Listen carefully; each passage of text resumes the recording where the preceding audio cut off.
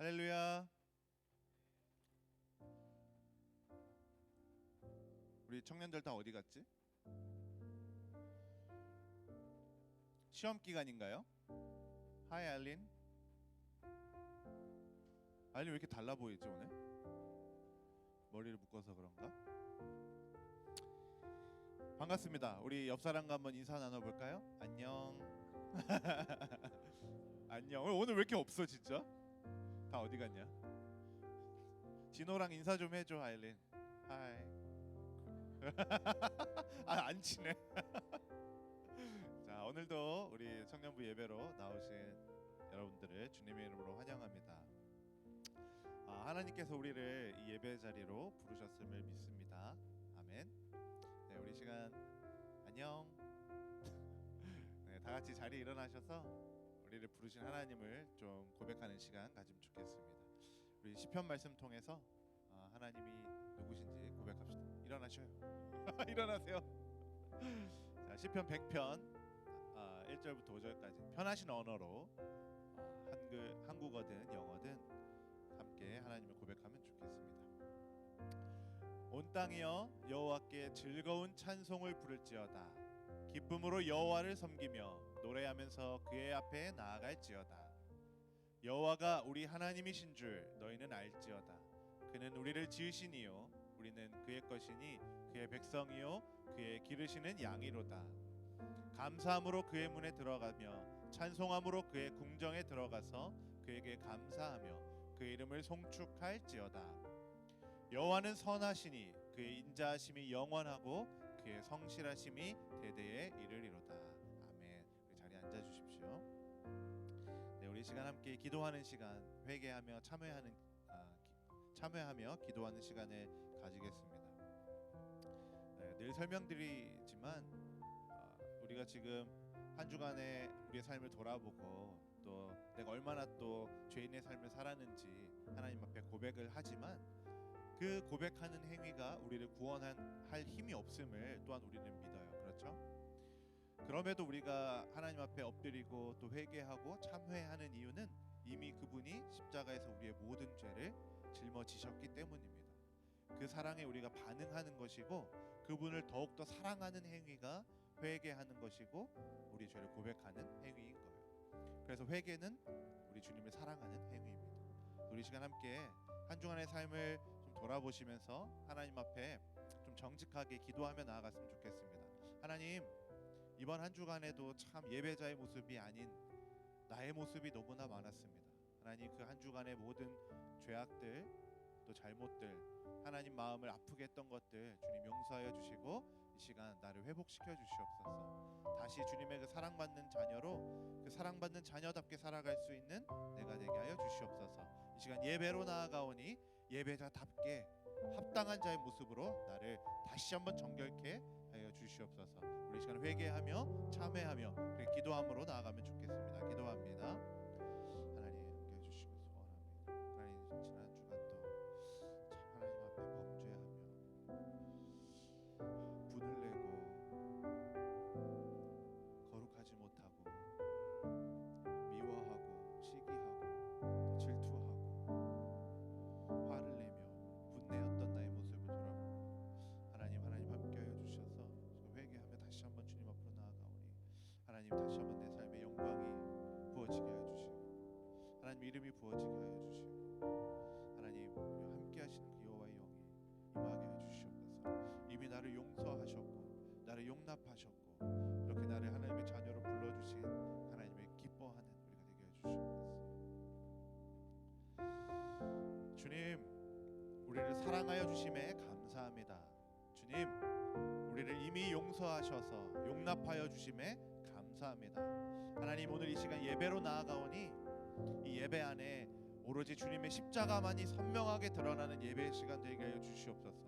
그래서 그 은혜에 흠뻑 빠지는 예배 시간 되게 하여 주시옵소서. 내가 드러나는 것이 아니라 마땅히 영광 받아야 할 분이 영광 받는 그런 예배 되게 하여 주시옵소서. 예수님의 이름으로 기도드립니다.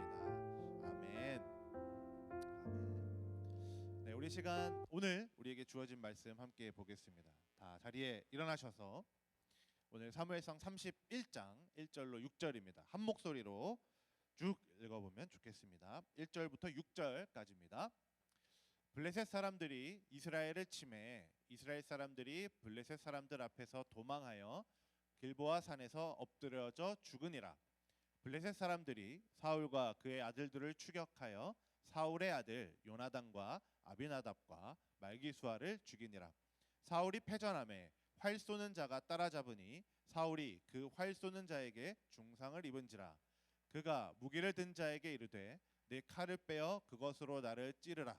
할례 받지 않은 자들이 와서 나를 찌르고 모욕할까 두려워하노라 하나 무기를 든 자가 심히 두려워하여 감히 행하지 아니하는지라. 이에 사울이 자기의 칼을 뽑아서 그 위에 엎드려지매 무기를 든 자가 사울이 죽음을 보고 자기도 자기 칼 위에 엎드려져 그와 함께 죽으니라. 사울과 그의 세 아들과 무기를 든 자와 그의 모든 사람이 다 그날에 함께 죽었더라. 아멘. 자리에 앉아 주십시오. 네, 오랜만에 우리 또 여기서 예배 드리는 것 같아요. 그죠? 지난주 또 야외 예배 드렸고 오늘 또 다시 복귀했습니다. 자, 우리가 지난 2달 정도를 사무엘상 본문을 가지고 함께 예배를 드렸어요. 쭉 내용이 좀 기억나시나요? 네, 얼핏 기억나실 거예요. 근데 오늘이 이 사무엘상의 가장 마지막 본문이에요. 사무엘상 31장이 마지막이거든요. 그래서 마지막 본문입니다. 사무엘서는 사무엘상과 사무엘하가 이렇게 두 권으로 되어 있거든요. 근데 이제 사실상 엄밀히 따지면 원래 그 히브리 성경에서 이 사무엘상하는 한 권이었습니다. 그러니까 한 권이었던 책을 특별하고 중요한 사건을 기준으로 상과 하권으로 이렇게 두 권으로 나눠 놓은 게 사무엘상하예요. 그러니까 어떤 식으로 이렇게 되는지 이제 좀 그림이 그려지죠. 한 권이었는데 두 권이 되었다. 근데 이 나눈 상권과 하권으로 나눈 이 특별한 사건이 오늘 우리가 읽은 사울 왕의 죽음과 관련된 사건이에요. 이걸 기준으로 상과 하가 나뉘어져요. 자, 제가 지지난주에 사무엘상의 전체 주제에 대해서 말씀드린 적이 있는데 기억나시나요? 맥락이 있어야 된다. 우리가 뭐 글을 읽을 때나 책을 읽을 때나 맥락을 파악하는 게 중요한데 사무엘상에도 맥락이 있다. 이 맥락이 뭐다? 라고 2주 전에 제가 설명드린 적이 있어요. 2주나 지났으니까 당연히 제가 까먹을 줄 알고 제가 대답을 해드릴게요.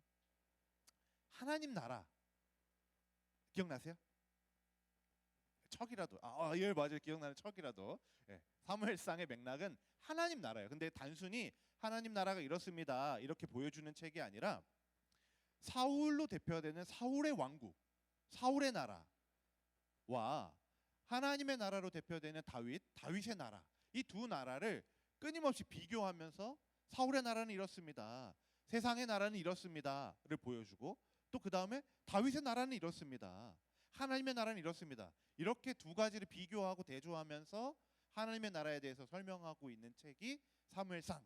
이게 큰 맥락이다 라고 2주 전에 제가 설명을 드렸습니다. 이제 기억을 좀 나시죠? 네, 그게 끄덕끄덕 해주세요. 기억난다고. 네, 그게 이제 사무엘상입니다. 자, 오늘 이 사무엘상 31장에서 이 세상의 나라를 대표했고 사울의 나라를 대표하고 있었던 이 사울이 죽는 거예요. 오늘 죽는 겁니다. 죽었어요. 그러면서 이제 이 사무엘상이 끝나는 거예요. 그러면 이어서 뭐가 나오겠어요? 자, 요게 맥락이라면 사울은 끝났어요. 죽었어요. 세상의 나라로 대표됐던 사울이 끝났습니다. 사울의 왕국은 무너졌어요. 이제 뭐가 이제 나타날까요?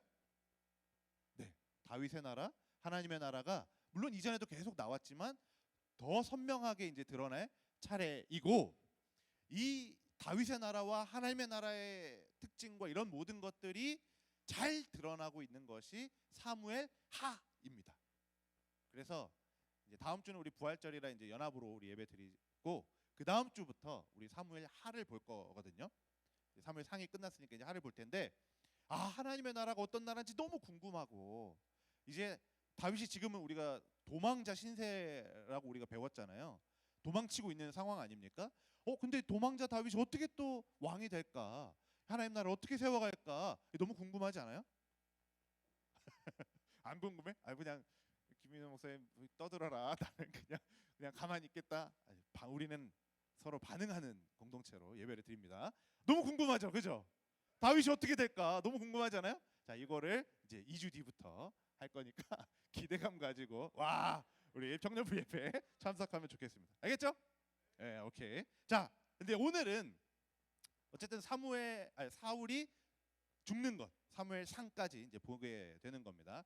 그래서 사울이 어떻게 죽는지, 이 죽음의 의미가 어떤 것들이 있는지, 그리고 또 우리 전체 맥락인 하나님 나라와 또 세상 나라 이것이 어떻게 또 연결이 되는지, 이 죽음 가운데 드러나는 세상 나라는 또 어떤 것들이 있는지를 오늘 본문을 통해서 한번 좀 보겠습니다. 자, 본문 들어갑시다. 1절.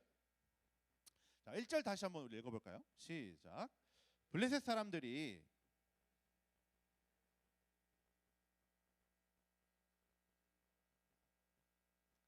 네, 오늘 이제 마지막 장인데 1절에 보니까 블레셋 사람들이랑 또 이스라엘 사람들이 또 싸워요. 우리 그 사무엘상 처음부터 우리가 쫙 봤는데 아마 아실 거예요. 제가 블레셋이라는 민족과 이스라엘은 늘 계속 싸웁니다. 사무엘상이 시작하기 전부터 싸웠고, 사무엘상이 우리 지나면서 또 계속 싸웠고, 오늘 사무엘상이 끝날 지금까지도 계속 싸우고 있어요. 계속 전쟁하는 민족입니다. 지금 사울이 왕이 된 이후로 한 40년이 지난 시점이거든요. 지금 죽는 이 날이. 근데 이 40년 동안 계속 싸워요. 이전부터 싸웠고, 그러니까 수십 년 동안 블레셋과 이스라엘은 계속해서 싸우고 있습니다. 지금 우리 잠깐 사울이 왕이 되었을 때로 한번 잠깐만 돌아가 볼게요. 40년 전으로. 사울이 어떻게 왕으로 세워졌는지 좀 기억하시는 분 있으신가요? 오늘 좀 전체를 좀 정리할 거거든요. 사울이 어떻게 왕으로 세워졌습니까? 오! 나귀. 오, 맞아. 당나귀 막 찾다가 뭐 사무엘 만나고 이렇게 세워졌죠. 맞아요. 또 자, 우리 서로 소통하는 예배. 아무거나 생각나는 거. 3일 동안 찾았어요. 뭐 그런 것도 있어. 나귀 관련된 에피소드가 있었고, 여러 가지 있었어요. 제가 설명드릴게요.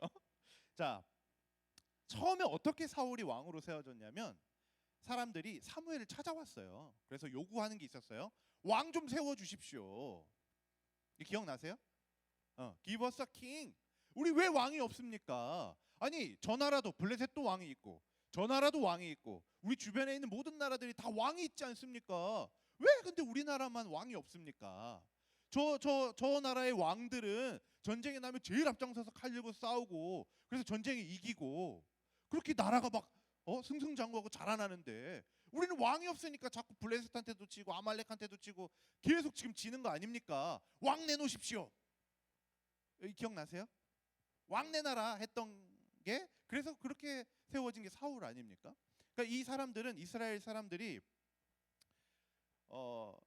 왕을 요구해서 사울이 세워졌는데 사실상 우리나라에는 왕이 없습니다라고 했던 이 말이 사실은 틀린 말이지 않았습니까? 그 나라의 왕이 누구셨습니까? 하나님이 왕으로 계셨잖아요.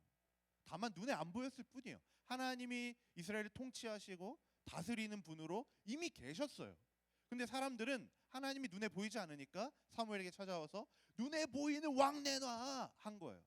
우린 눈에 안 보이는 왕 필요 없어. 저 나라처럼 칼 들고 앞장서서 싸울 그 눈에 보이는 왕 내놓으십시오 했던 게 이 이스라엘 사람들인 거예요. 그렇게 내 눈에 보기 좋은 것, 내 눈에 보이는 것을 요구해서 세워진 왕이 사울이라는 거예요. 자, 그러다 보니 이런 식으로 사실 사울이 세워지다 보니까 이 왕이 제대로 못하는 겁니다. 왜냐하면 눈에 보이는 왕, 난 그 왕을 의지하겠습니다라고 그렇게 왕을 세워놨으니 이 왕도 그들이 요구했던 대로 나도 눈에 보이는 것대로 살 거야. 나도 내 눈에 좋아 보이는 것대로 그것만을 쫓아서 살 거야. 눈에 안 보이는 하나님이 아니라 내 눈에 좋아 보이는 것. 내 눈에 보기에 먹음직스러운 것, 내 눈에 보기에 보암직스러운 것, 그거 가지고 살아갈 거야 했던 게 이 첫 번째 왕 사울이었던 거예요. 그러니 사울은 실패하게 되는 겁니다. 처음에 사울이 왕으로 세움 받을 때 하나님이 사명을 부여해 주셨거든요. 어떤 사명이냐면 내가 너를 왕으로 세우는데 너는 블레셋 사람들의 손에서 이스라엘을 구원할 자로 내가 너를 세울게. 이 사명을 부여해 주셨어요. 그러니까 블레셋과의 지금 전투가 계속되고 있는 상황에 블레셋을 이기고 정복하고 이스라엘을 그 손에서 구원해내는 자로 사울을 사명을 줘서 세워온 왕이란 말이에요. 근데 사울이 오늘 죽는 날인데 오늘 31장의 시작이 아직도 블레셋과 싸우고 있는 거예요. 블레셋 손에서 이스라엘을 구원하지 못합니다. 결국 실패하게 돼요. 이 사명에 실패하고 자기가 왕이 된 이후 40년 동안 계속 싸우고 있는 거예요. 그리고 오늘 결국 어떻게 됩니까? 이 마지막 전투에서도 또 져요. 패배하게 됩니다. 다 죽어요. 자기도 죽고 아들도 죽고 다 죽어요. 그렇게 이 사명에도 실패한 왕이 됩니다. 내 눈에 좋아 보이는 것 쫓고 내 이름 높이기 위해 살다가 그렇게 실패한 자로 마지막을 장식하는 왕 사울입니다. 제가 이제 오늘 설교 준비하면서 본문을 묵상하는데 정말 우리가 우리 눈에 보이는 것을 달라고 쫓아가고 내 눈에 좋아 보이는 것만을 선택하며 살아갔을 때에 그 마지막이 이렇구나라는 생각이 들었어요. 사람들이 말하잖아요. 눈에 보이는 왕 주십시오.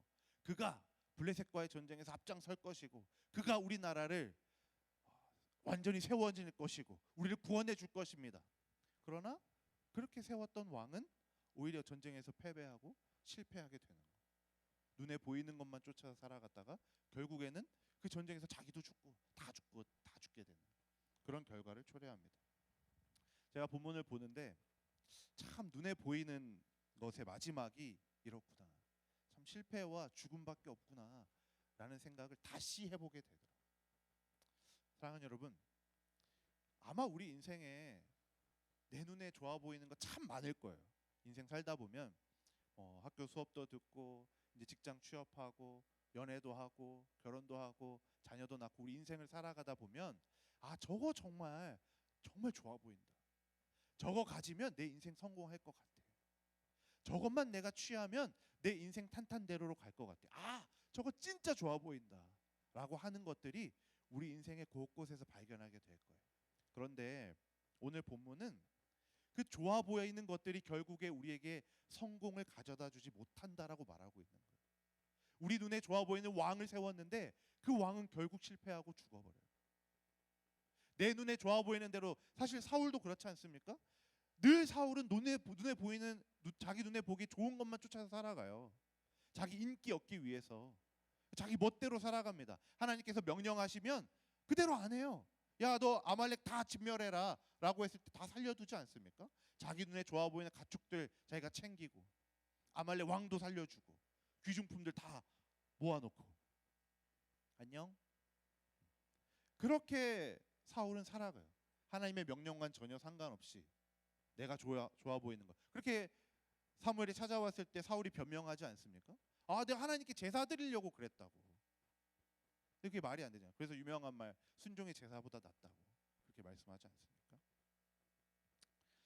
사랑하는 여러분, 우리 눈에 보이는 것보다 눈에 보이지 않는 것이 더 중요합니다. 눈에 보이지 않는 것, 그 하나님을 우리가 좀 바라보고 그분의 사랑을 또 기억하고 그분의 사랑을 쫓아 살아가는, 눈에 보이지 않는 그분을 쫓아 살아가는 저와 여러분 되기를 주님의 이름으로 축원합니다. 아멘. 네, 자 오늘 이제 다시 본문으로 좀 돌아가 봅시다. 사울이 어떻게 죽었는지 좀 봐야 돼요. 중요해요. 자 2절 우리 같이 읽어볼까요? 자 시작. 블레셋 사람들이 사울과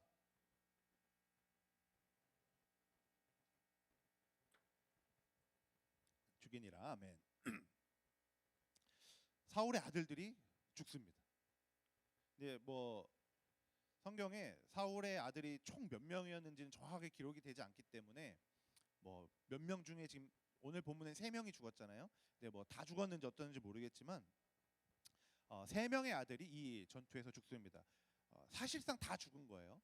이후로 사울의 아들들이 등장하지 않아요. 다 죽었어요. 자, 그리고 이제 아들이 죽었어요. 이 전쟁에서. 3절에 보니까 3절 우리 한번 더 읽어볼까요? 시작. 사울이 패전함에 중상을 입은지라. 아멘. 자, 사울이 전쟁에서 패전합니다. 졌어요. 자, 아들들도 다 죽었어요. 가족들이 다 죽은 거예요. 이제 사울이 도망을 가는데 보니까 활 쏘는 사람이, 활 쏘는 자가 이 사울을 따라잡은 거예요. 그래서 뭐 활을 쐈는지 뭐 칼로 사울을 찔렀는지 그건 모르겠지만 어쨌든 이 사람 때문에 사울이 크게 다치게 됩니다. 중상을 입게 돼요. 자, 그래서 이 사울이 중상을 입은 다음에 어떻게 하는가? 자, 요게 중요하거든요. 우리 4절 한번 볼게요. 4절 초반 부분 같이 읽어볼까요? 시작. 그가 무기를 든 자에게 이르되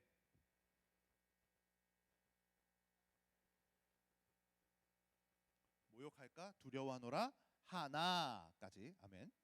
자, 자기 옆에 있는 무기를 든 자가 있었는데 무기를 든 그 사람에게 나를 좀 죽여달라고 해요. 여기서 말하는 이 무기를 든 자는 이제 사울의 보디가드 같은, 요즘식으로 따지면 이제 경호원 같은 사람이에요. 그러니까 호위해주는 호위병이에요. 옛날에 다윗이 사울의 무기 든 자였어요. 사울의 호위병이 다윗이었는데 지금은 이제 다른 사람이죠. 다윗은 지금 도망 다니고 있으니까.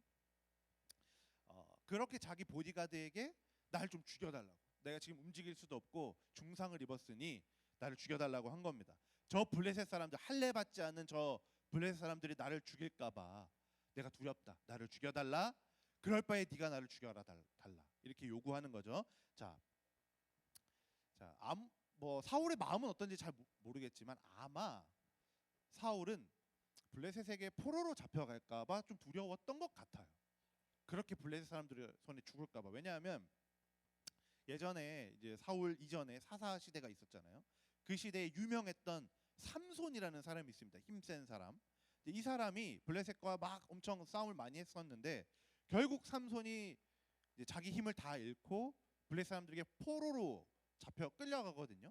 그랬을 때 블레셋이 삼손을 눈을 다 뽑아가지고 두 눈을 다 뽑고 맷돌을 돌리게 해요.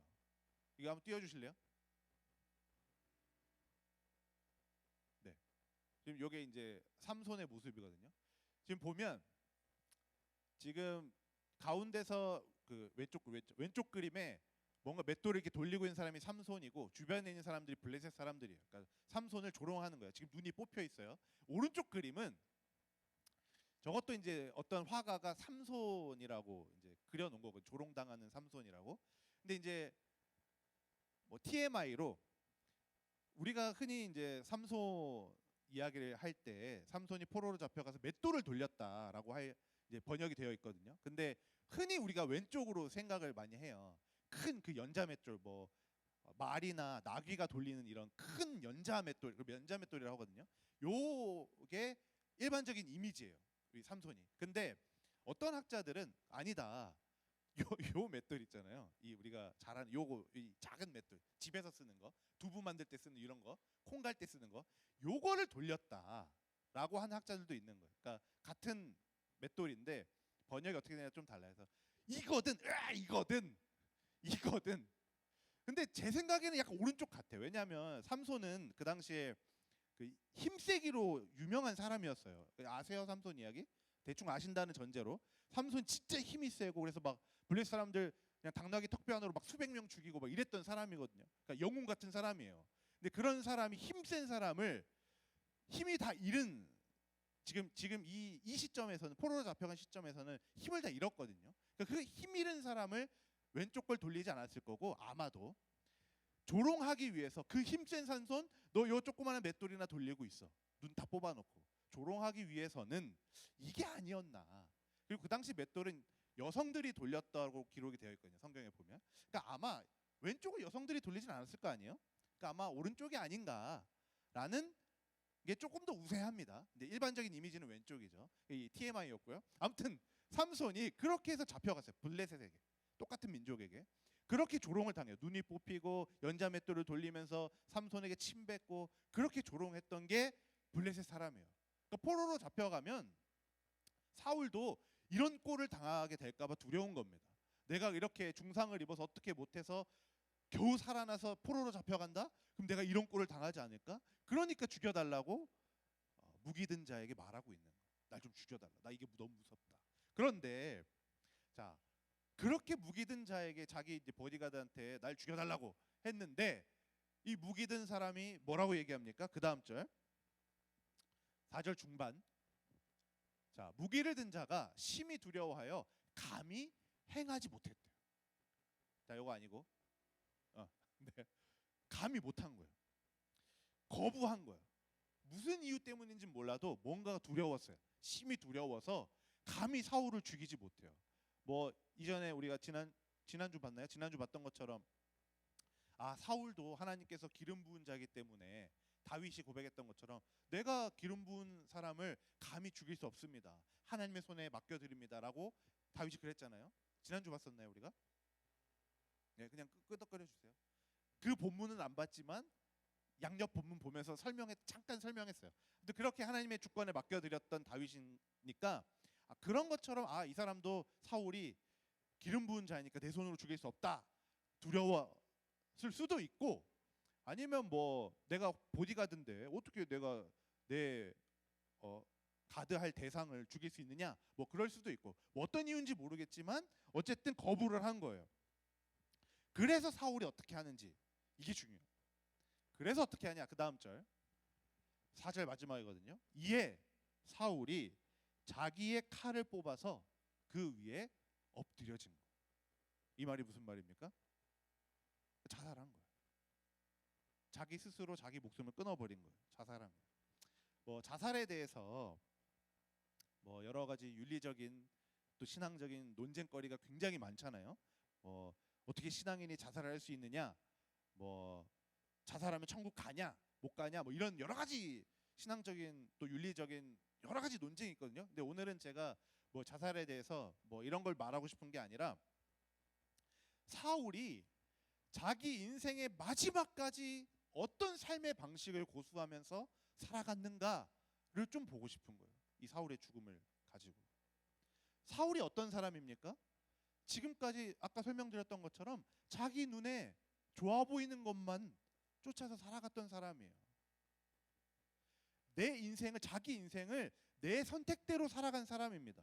그러니까 하나님이 아까 설명한 대로 아말렉을 다 진멸해라, 거기 살고 있는 모든 것들, 사람들 남녀노소 할 것 없이 다 죽여라라고 했을 때 하나님의 명령을 귀뚱으로 듣는 거예요. 내가 보기에 저기 좋아 보이는 거 있는데, 저기 싱싱한 가축들이 있는데, 내가 가져야지.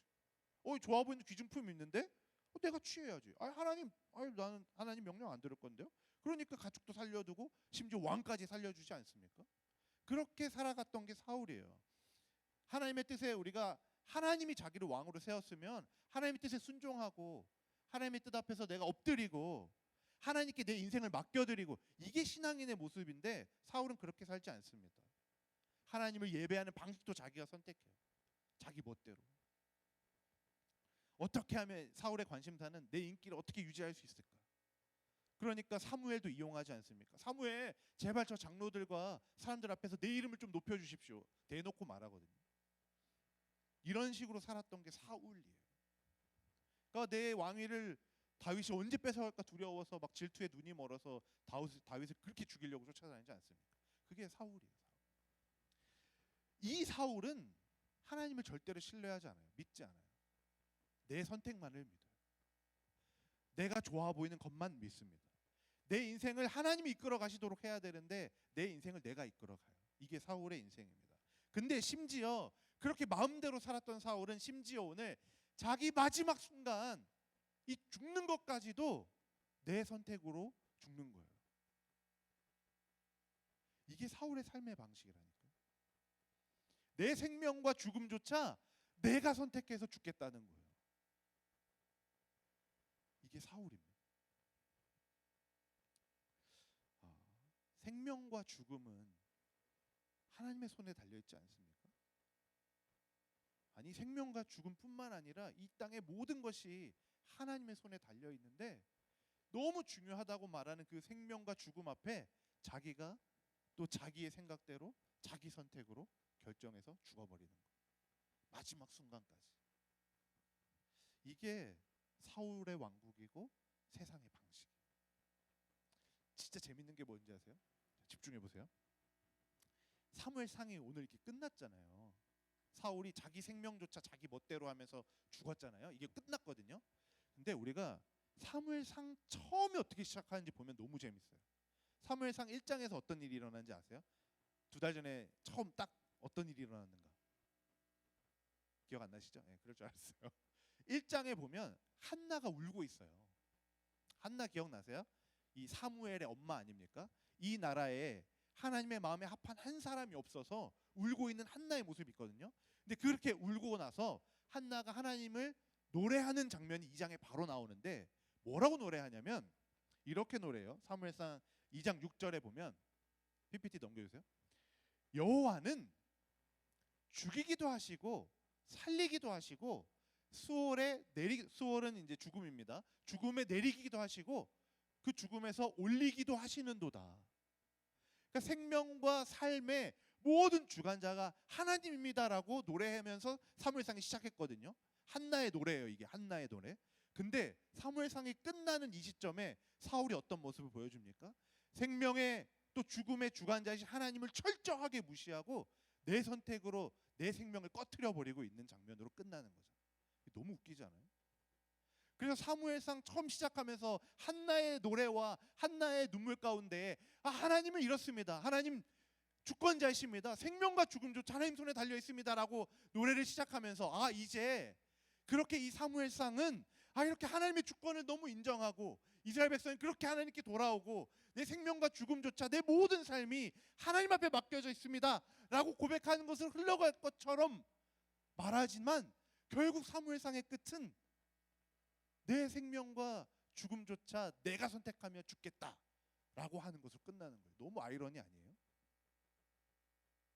그렇게 사무엘상이 이 세상의 나라와 사울의 나라를 만들었던 이 사울은 다 끝나고 이제 우리 2주 뒤부터 볼 사무엘하 이 다윗의 왕국이 이 생명과 죽음과 이 모든 것들을 관장하신 하나님 당신 손에 내 모든 것들을 맡겨드립니다 라고 고백하는 다윗의 왕국이 세워지는 거예요.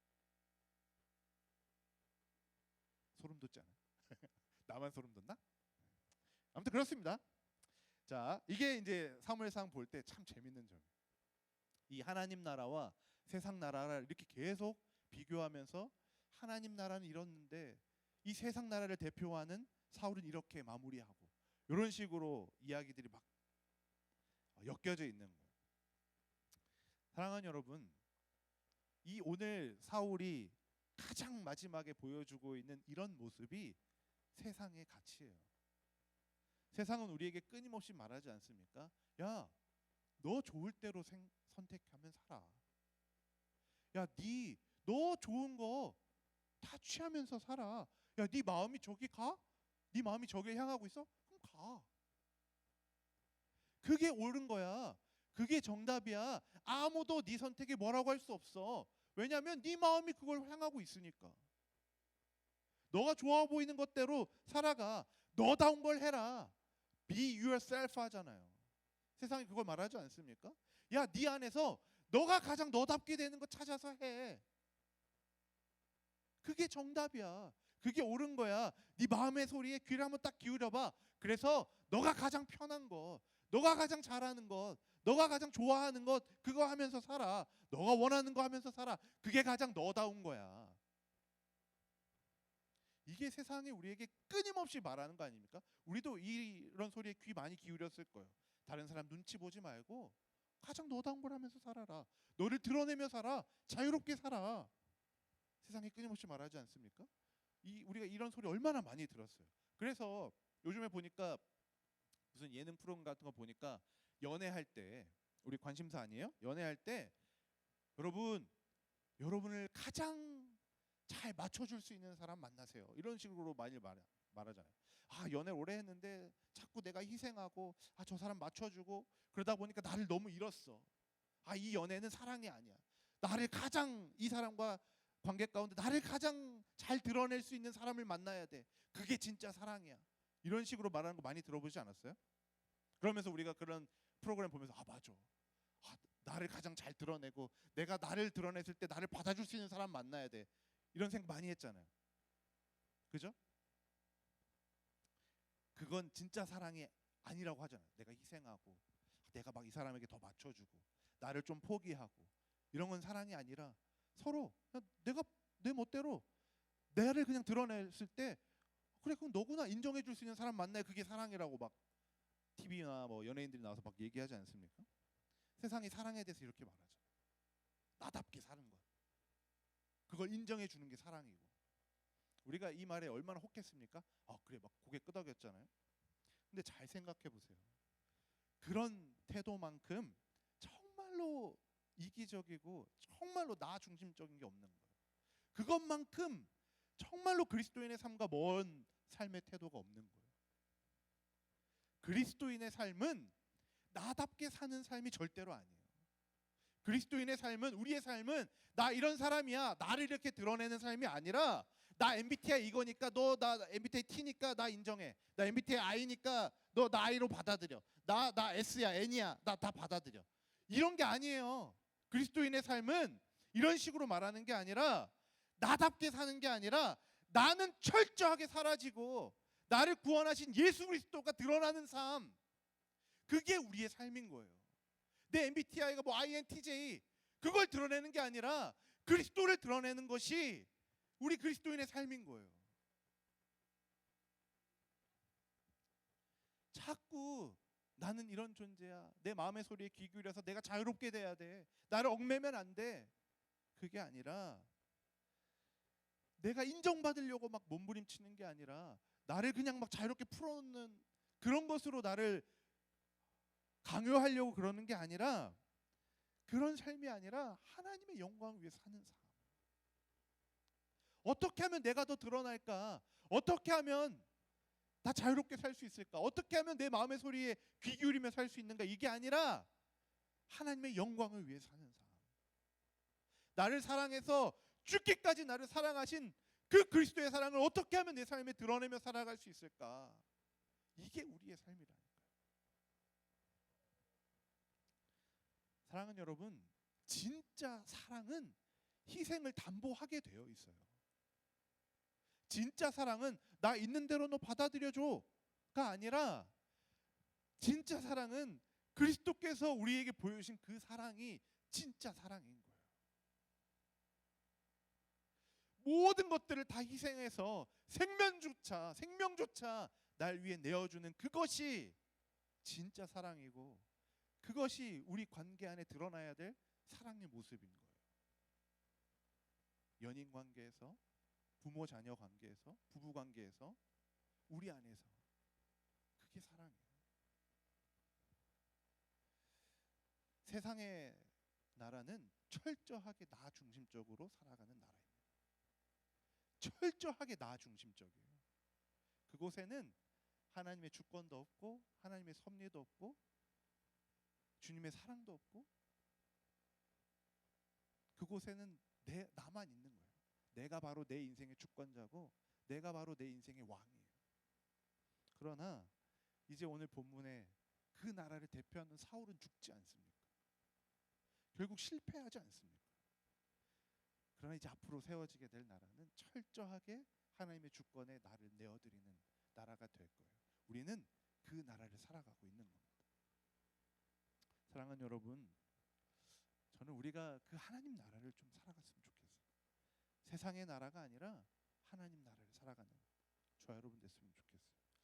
사랑하는 여러분, 어떻게 해서든지 나다운 걸 찾기 위해서 아둥바둥 하지 않으셔도 돼요. 우리의 진짜 정체성은 내 안에서 찾을 수 있는 게 아닙니다. 우리의 정체성은 가장 나다운 것은 내 안에 있는 게 아니라 하나님 품 안에 있어요. 진짜 나는 나를 아무리 뒤져봐야 뭐가 있어요. 죄덩어리밖에 없잖아요. 거기 안에서 찾을 수 있는 게 아닙니다.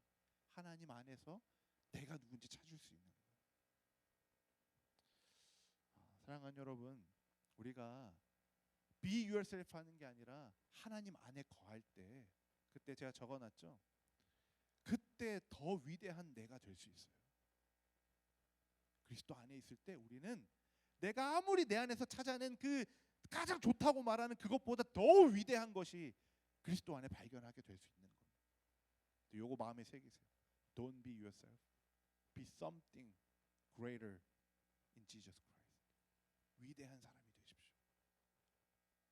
사랑하는 여러분, 이번 한 주 우리가 또 세상 가운데 살아갈 텐데, 우리가 나답게가 아니라 이제 하나님 안에서 살아가는 저 여러분 되기를 원해요. 그랬을 때 이제는 그 우리의 삶이 하나님께 영광이 되고 또 하나님께 기쁨이 될 줄로 믿습니다. 그런 한 주간의 삶을 살아가는 저 여러분 되기를 주님의 이름으로 축원합니다. 아멘. 우리 시간 함께 좀 기도했으면 좋겠습니다. 기도할 때 이런 기도 제목으로 좀 기도했으면 좋겠어요. 하나님, 내 삶이 내 것이 아님을 인정하게 하여 주시옵소서. 우리는 끊임없이 내 삶이 내 것이라고 그렇게 권리를 주장하고, 그래서 내 인생을 내가 막 만들어 가려고 아둥바둥하지 않습니까? 그러나 우리가 이 시간 좀 기도할 때, 하나님, 내 인생은 내 것이 아닙니다. 내 인생은 하나님의 것입니다. 어떻게 해서든 나를 드러내기 위해서 아둥바둥하는 게 아니라, 어떻게 해서든 내가 높아지기 위해서 아둥바둥하는 게 아니라, 오직 날 사랑하신 주님 높이기 위해서 힘쓰는 내가 되게 하옵소서. 내 안에서 나를 찾는 게 아니라 주님의 그 사랑 안에서 내가 누군지 발견하게 하여 주시옵소서. 내 안에서 나를 찾는 게 아니라 그분의 사랑 안에서 위대한 나를 발견하게 하여 주시옵소서. 그분 안에서 무엇이든지 할 수 있는 나를 발견하게 하여 주시옵소서. 하나님, 내가 주님 안에서 무한한 사랑받은 존재임을 깨닫게 하여 주시옵소서. 그래서 그 사랑을 내 삶에서 드러내며 살아가는 그런 내가 되게 하여 주시옵소서. 우리 시간 이 기도 제목 가지고 하나님 앞에 나아가며 좀 기도하면 좋겠습니다. 기도하겠습니다. 하나님 함께 해주시옵소서. 하나님, 내 삶이 내 것이 아닙니다. 하나님, 어떻게 해서든 나를 드러내고, 어떻게 해서든 내가 높아지고, 내가 이런 사람이라고 드러내기 위해서 아둥바둥하는 것이 아니라, 그것이 아니라 오직 주님만을 높이길 원합니다. 주님의 그 품 안에, 주님의 손 안에 내 인생을 맡겨드리게 하여 주시옵소서. 내 수많은 고민거리와 수많은 결정거리들 앞에 주님을 먼저 기억하게 하여 주시고, 주님이 내 삶을 재단해 가시고 만들어 가시는 그 위대한 일을 우리가 경험하게 하여 주시옵소서. 끊임없이 내 안에서 나를 찾지 않게 하여 주시고, 내 마음의 소리에 귀 기울이지 않게 하여 주시고, 오로지 하나님 품 안에 거하게 하여 주시옵소서. 나다운 것이 아니라 주님 안에 있는 나를 찾게 하여 주시옵소서. 그 안에 위대한 내가 있는 줄로 믿습니다. 하나님, 그 안에 나를 찾게 하여 주시옵소서. 그렇게 주님 품 안에 거하게 하여 주시옵소서. 하나님, 그 주님의 사랑받는 존재인 나를 기억하게 하여 주시옵소서.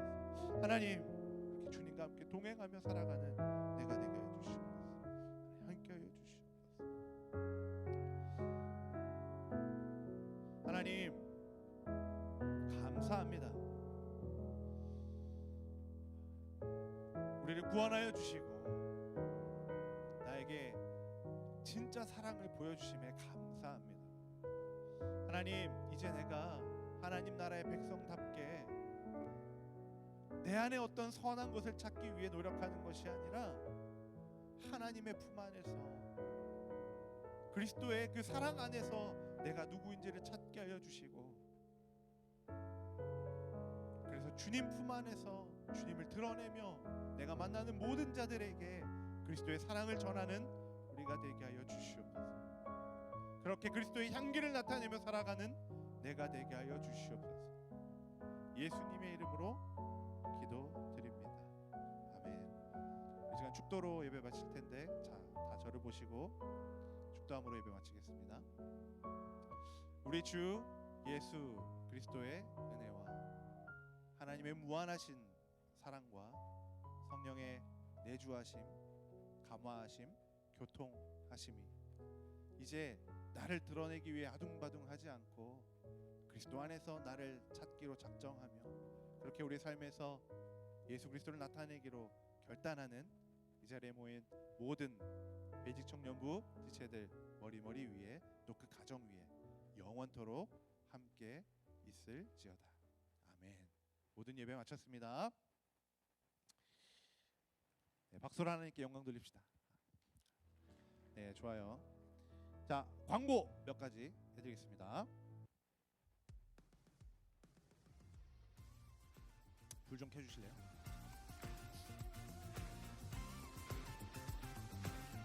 좋습니다. 자, 광고 있습니다.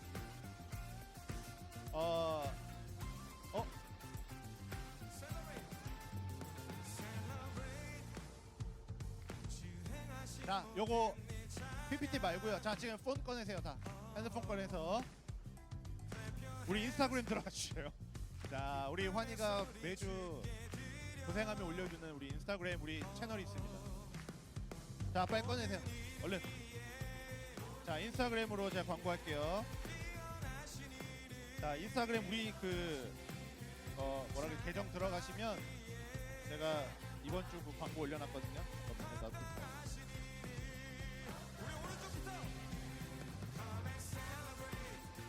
찾았어요?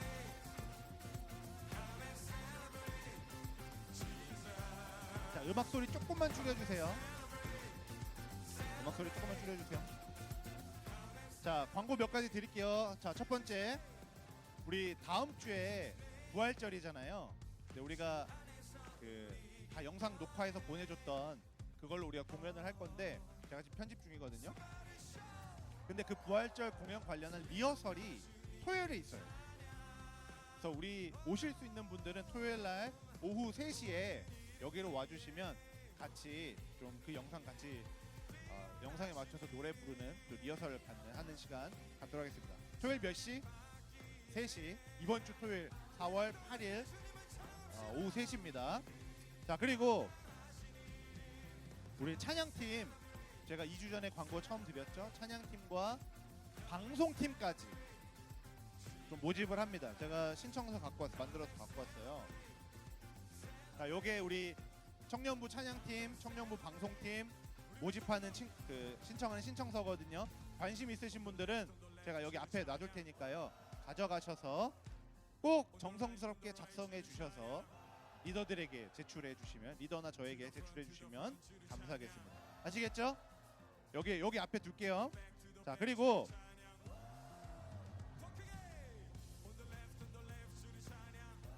어린이 대잔치가 5월에 첫 주에 있어요.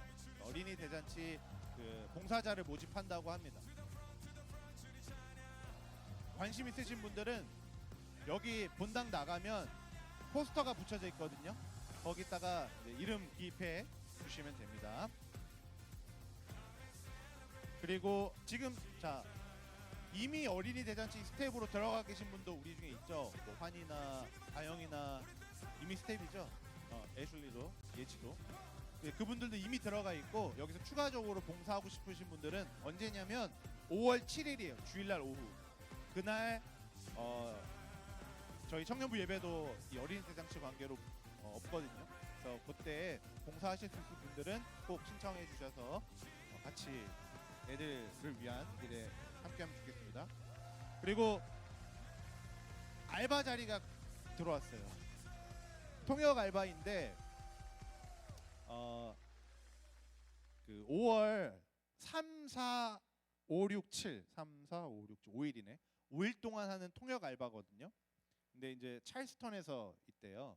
한국에서 어떤 교회 선교팀이 찰스턴의 교회로 선교를 온대요. 근데 예배를 드리는데 통역이 필요하다고, 한국어를 영어로 할 수 있는 이런 통역을 좀 알바 자리를 좀 요청이 왔어요. 그래서 우리 중에 관심 있으신 분들은 저한테 알려주시면 되고, 페이를 준대요. 900불 정도 준다고 하니까 3, 4, 5, 6, 7 숙소랑 뭐 식사 이런 거 다 제공해 준다고 해요. 그래서 관심 있으신 분들은 저한테 꼭 얘기해 주시면 되겠습니다. 자, 그리고 다음 주 중요합니다. 다음 주 예배는 청년부 예배가 없고 부활절 연합 예배로 드려지기 때문에 11시 예배로 오셔야 돼요. 알겠죠? 11시 예배로 오시고 오후 예배는 없습니다. 우리 청년부 예배는 없습니다. 그래서 11시 예배 오셔서 우리 다 같이 여기 서서 손에 손 잡고 노래 불러야 돼요. 알겠죠? 우리 그 영상으로 우리가 했던 거 잘 편집해 가지고 나갈 거고 거기에 소리랑 다 있을 거예요. 근데 우리는 그냥 앞에서 마이크 잡고 같이 부르면 돼요. 오는 사람들. 알겠죠? 네. 영상은 뒤에서 나갈 거예요. 근데 그래서 앞에 있는 사람들 안 볼 거예요. 아무도. 여기 앉아 계시는 분들이 영상 보이느라 바쁘지 여기는 앞에서 안 볼 테니까 그냥 와서 립싱크 하셔도 됩니다. 어차피 뭐 음악이랑 다 나올 거기 때문에 목소리랑. 알겠죠? 다음 주 다 올 수 있죠? 청년부? UNCC 친구들은 뭐 가? 부활절인데 집에 가니? 아이작은 가고. 오케이. 아이작은 그래 잘 갔다 와. 2주 뒤에 보자. 자 그리고 중요한 광고 하나 더 있습니다. 우리 작년에 청년 다니엘 기도회를 우리가 함께 했었어요. 기억나세요? 그거를 이번에도 할 건데 4월 마지막 주 월화수목금 4월 24일부터 28일까지입니다. 월화수목금. 제가 7시에 할지 8시에 할지 좀 고민이거든요. 7시에 하면 다 올 수 있어요? 뭐가 나요? 7시가 나요? 8시가 나요? 8시는 좀 늦는 것 같아서 너무 늦게 끝나는 것 같아서. 근데 그건 제가 좀 고민해 볼게요. 직장인 분들이 좀 오기 힘드실 수도 있으니까 7시면. 자, 아무튼 4월 24, 5, 6, 7, 8 있다는 거 기억해 주시면 좋겠습니다. 자 그리고 더 중요한 광고. 내일부터 우리 고난주간 저녁 기도회 있습니다. 우리 교회에서. 그래서 많이 참석해 주셨으면 좋겠어요. 매일 저녁 8시에 있거든요. 내일부터. 그래서 꼭 참석해 주시고 같이 기도하는 시간 가지면 좋겠습니다. 더 중요한 광고. 제가 오늘 그 텍사스로 수업을 들으러 가요. 오늘 저녁 비행기로. 그래서 오늘 가서 금요일까지 제가 없거든요. 그래서 이번 주 고난주간 기도회긴 하지만 제가 없더라도 여러분 잘 나와서 같이 예배드리고 기도하면 좋겠습니다. 알겠죠? 자 그리고 한 가지 약간 제 마음속에만 있는 광고 중에 하나인데요. 뭐? 우리 그 청년부 이름이 베이직 청년부잖아요. 그래서 우리 청년부 로고가 있으면 어떤가? 그래서 로고 공모전을 한번 해볼까? 상품 좀 걸고. 하면 참석할 의향 있으신 분? 있네. 제가 제 나름대로 만들어는 봤거든요. 그래서 마땅한 게 없으면 제가 만든 걸로 할 건데. 그래서 한번 고민 한번 해보시고 제가 다음 주에 공모전을 할지 말지 우리 디자이너 분들도 계시니까 그러면 좀 우세하시겠지. 뭐 그래도 딱 나온 이 로고들을 가지고 그래서 우리 베이직 청년부의 의미와 이런 거 잘 담아낼 수 있는 로고를 한번 만들어 보면 좋겠다. 그러니까 로고가 나오면 뭐든 할 수 있잖아. 티셔츠도 만들 수 있고 뭐 컵도 만들 수 있고 뭘 할 수 있으니까. 그래서 그거는 2차 문제. 뭐 염두엔 두고 있어요. 티셔츠 같은 거. 그래서 제가 고민 더 해보고 리더들이랑 좀 상의를 해볼 테니까 다음 주에 로고 공모전이 시작될 수도 있어요. 그래서 이제 잘 한번 생각해 보시면 좋을 것 같습니다. 자, 광고는 끝이고, 자 지금부터 이제 소그룹 모임을 해주시면 되겠는데요. 유디 선생님이 지난주부터 이제 한국 여행을 가셨기 때문에 윤희 선생님 조가 다른 조랑 좀 같이 조 모임을 해주시면 될 것 같아요. 민선 조랑 하면 될란가? 저희 뒤에 있어. 민선 안녕.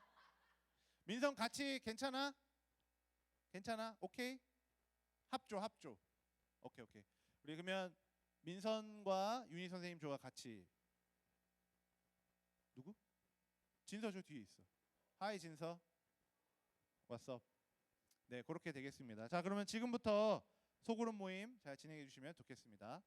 즐거운 모임 되세요. 다들 여기서 모임 할 거예요? 오케이, 알겠습니다.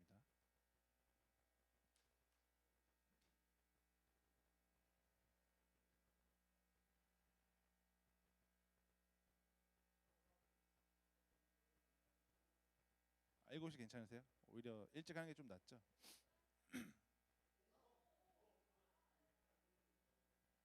예지야, 저기 진호 좀 도와줘.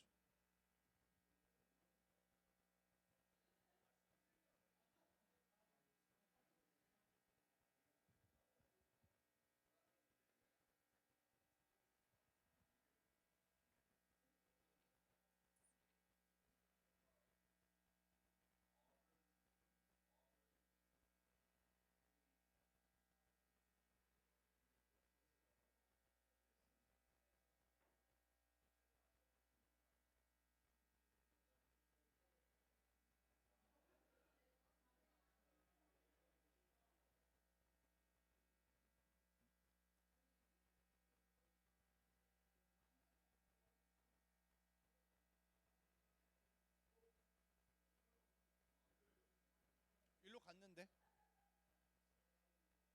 청년부실 갔나 보다. 청년부실.